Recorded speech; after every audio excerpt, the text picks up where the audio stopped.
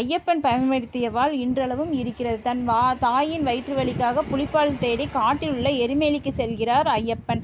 அப்போது இரவாகிவிட்டதால் அங்கேயே தங்கிவிடலாம் என்று முடிவு செய்கிறார். அப்போது அங்கே ஒரு வீடு தெரிகிறது. அந்த குடிசை வீட்டில் விளக்கு எரியுது. இந்த பாட்டியை போய் பார்த்து இந்த பாட்டியிடம் நான் இங்கே இருக்கலாமா என்று கேட்கிறார். அப்போது அவர் சொல்கிறார், நீங்கள் இருக்கலாம்ப்பா, ஆனால் மைசா என்ற ஒரு அரக்கி இருக்கிற அவர்கிட்ட நீ பத்திரமா இருந்துக்கோ அப்படின்னு சொல்லிட்டு அந்த பாட்டி போயிடுறாங்க. அந்த வாளை வச்சு அந்த மைசா அந்த அரக்கியை வந்துட்டு ஐயப்பன் வந்துட்டு வதம் பண்ணிடுறாரு. அந்த வதம் பண்ணின வாளை வந்துட்டு பின்னாடி உள்ள குளத்துல கழுவுறாரு. அப்படி கழுவிட்டு அந்த குளத்துக்கு பேர் தான் புத்திரகுளம்.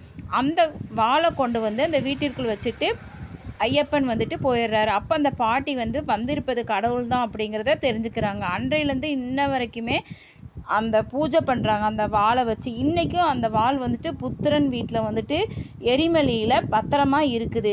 இது ஐயப்பனோட